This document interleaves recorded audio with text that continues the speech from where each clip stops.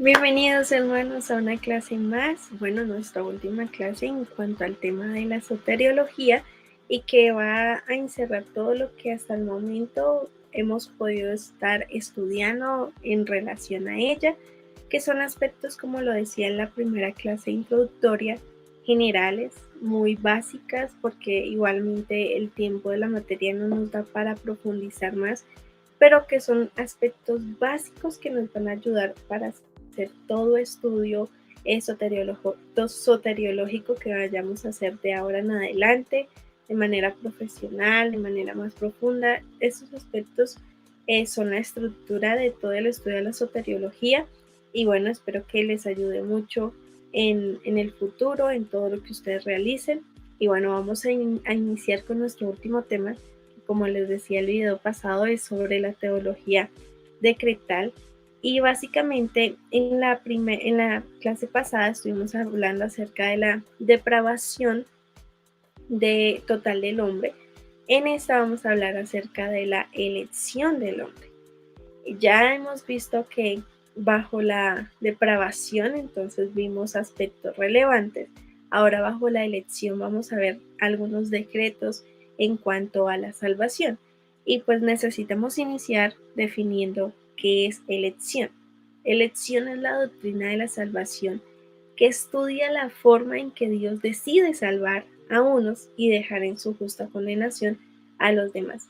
Yo sé que esta definición suena muy calvinista, se parece a la postura que nos presenta Juan Calvino, pero más adelante nos vamos a dar cuenta que realmente la iglesia protestante está construida bajo la base calvinista. Por eso casi todos nuestros estudios están enfocados hacia definiciones calvinistas. No quiere decir que el calvinismo esté mal, no está mal, tampoco el arminianismo, solo que hay que tener un equilibrio. Pero básicamente cuando estamos hablando de elección, predestinación, es ese estudio en que Dios decide salvar a unos y dejar en su justa condenación a los demás. Y parece injusto, pero debemos recordar que nuestra justicia no es la misma justicia de Dios. Entonces, miremos qué postura hay acerca de la elección. La primera postura es que hay es elegir a algunos para salvación y dejar a los demás en su justa condenación. Como vuelvo y lo repito, parece injusto ante los ojos humanos, pero ante la justicia de Dios es totalmente justo y respetable. Y bueno, más adelante lo vamos a estar desarrollando un poquito más.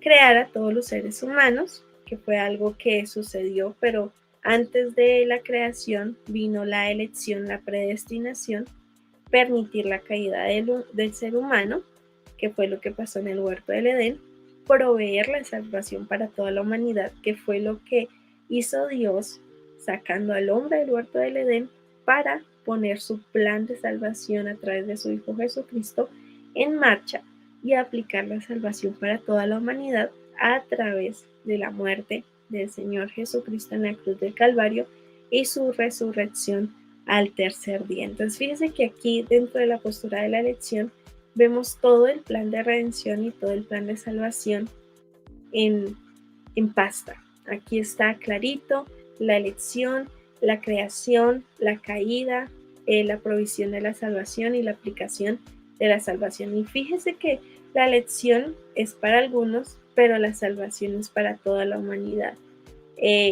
Pero con una condición, hay que creer en el Señor Jesucristo.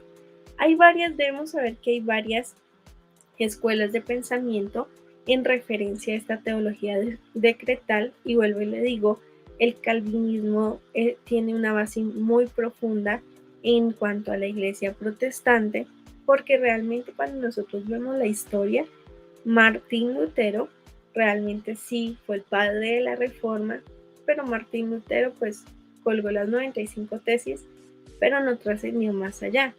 En cambio, vemos a Juan Calvino, que sí le dio más auge a esta postura de Martín Lutero y lo llevó a otro nivel, y de ahí salen dos libros que la iglesia protestante cristiana debería leerlos, que es la Reforma Protestante, que son dos libros muy gruesos, pero que se los recomiendo algún día usted se lo pueda leer. porque ahí está toda la doctrina y todo lo que nosotros como iglesia protestante cristiana evangélica creemos. Entonces, por eso en estas escuelas de pensamiento vemos mucha influencia del calvinismo. Entonces tenemos la escuela de pensamiento infralopsarios, que es una escuela calvinista que, que tiene una influencia amiraldianos, que es una teología de la alianza, y que en base a la elección tiene posturas muy parecidas a las que estuvimos leyendo acerca de la elección, solo que en los últimos 2 puntos ellos dicen que hay que elegir a los que creen y dejar a los demás en su justa condenación y aplicar la salvación solo a los que lo creen, no toda la humanidad, sino solo a los que lo creen. También tenemos la escuela de pensamiento de los sublapsarios, que también tiene un pensamiento calvinista, amiraldianos de la teología de la alianza teológica, y también, al igual que los infralapsarios, también tienen la misma postura de elegir a los que creen y dejar en su justa condenación a los demás y aplicar la salvación solo a los que lo creen. ¿Qué se diferencia la una con la otra? Que realmente son los tiempos y las personas que dirigieron estas dos escuelas, y una que otro aspecto en torno a la salvación.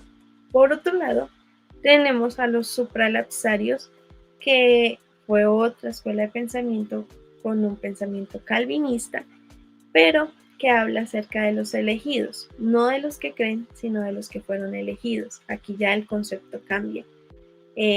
Los infralapsarios y los sublapsarios son escuelas que hablan de que el requisito es creer, mientras que los supralapsarios hablan acerca de son los elegidos, los que fueron predestinados, por eso ellos van a creer.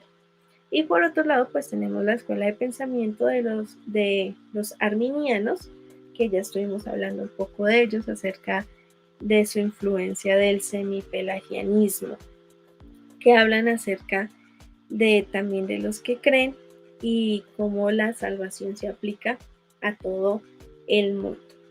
¿Por qué es tan importante la influencia de Juan Calvino dentro de estas escuelas de pensamiento? Porque bajo la base de Juan Calvino nacieron las 5 solas de la Iglesia protestante: solo fe, solo gracia, solo escritura, solo Cristo y solo a Dios la gloria.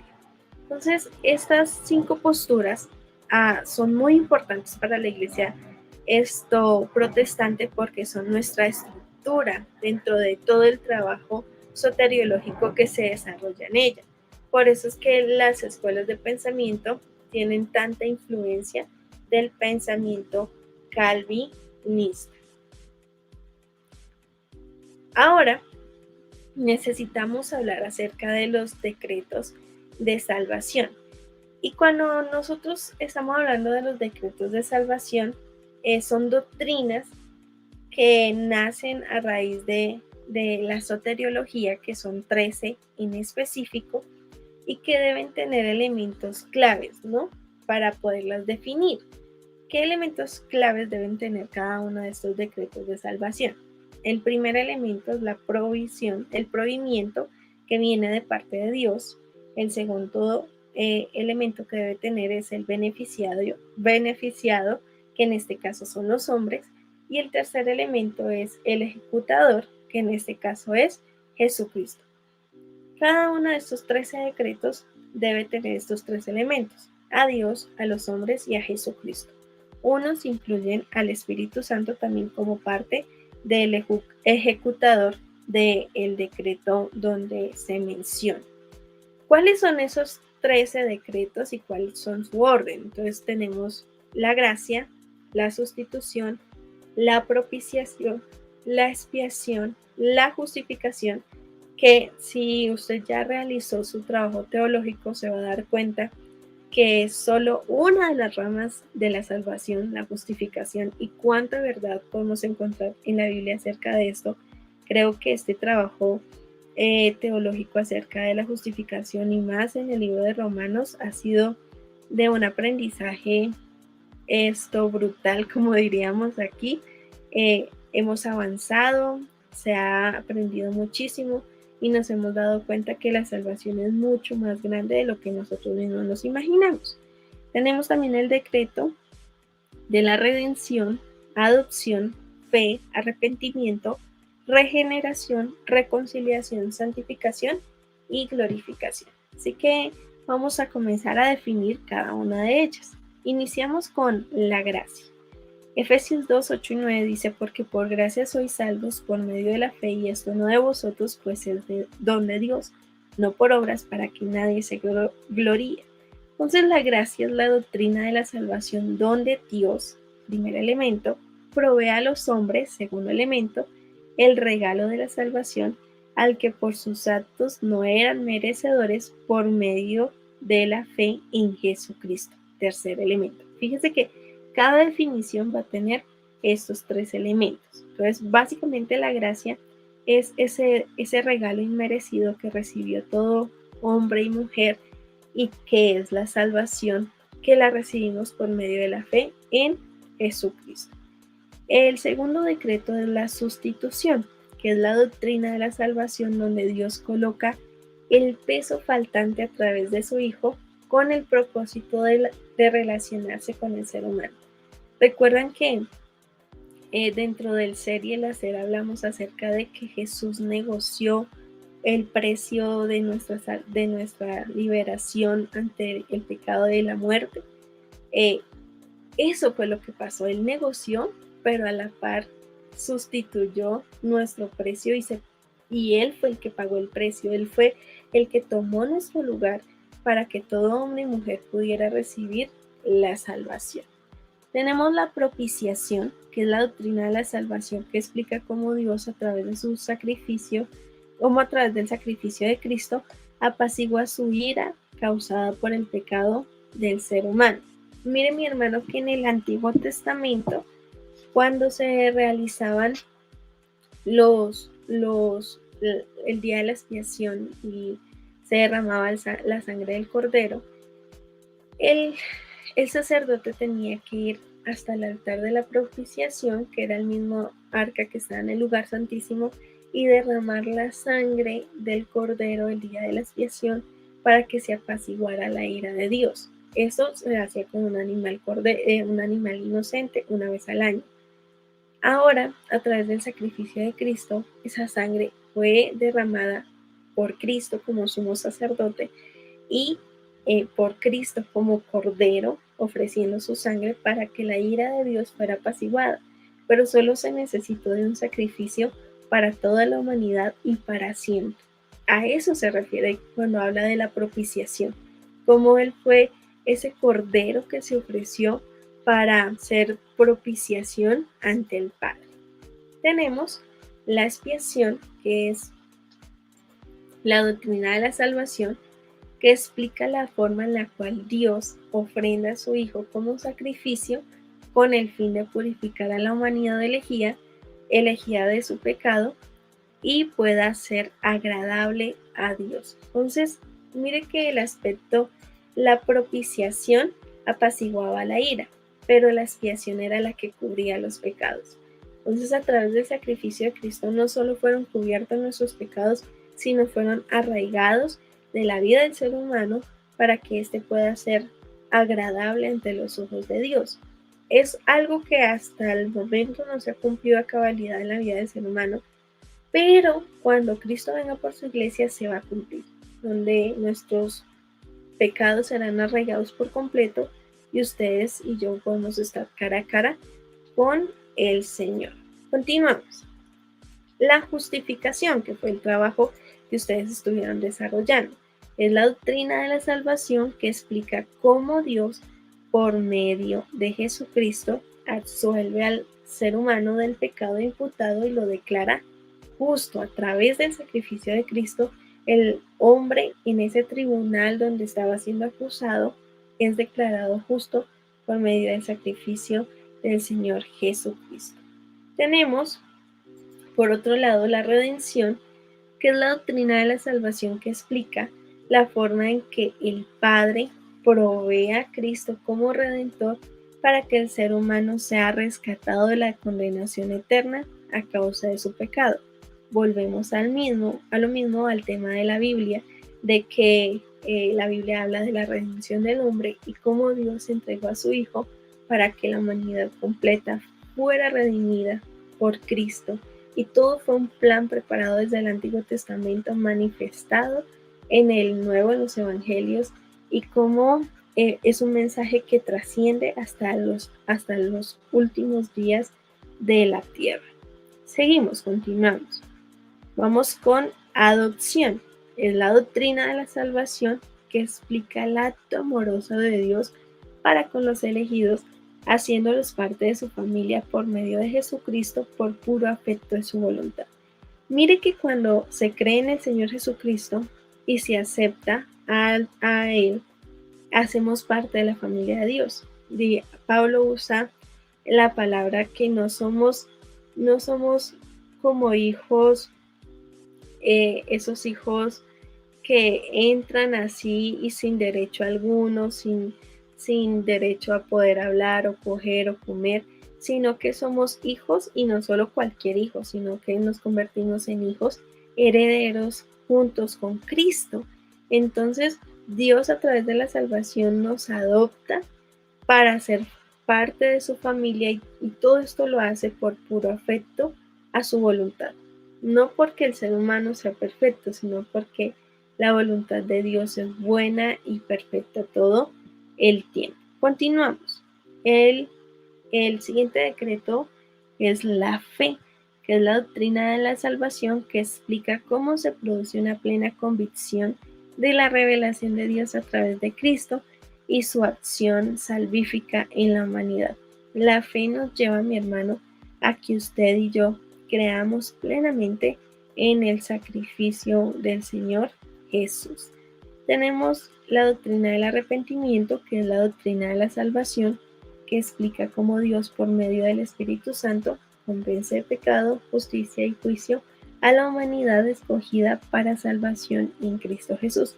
Mire que en este aspecto ya comienza a operar el Espíritu Santo, porque como ya el creyente ha escogido al Señor, ha creído en Jesucristo, ha creído en la obra salvadora, entonces ahora el Espíritu Santo interviene como aquella persona que convence de pecado, de justicia y de juicio para que las personas se arrepientan.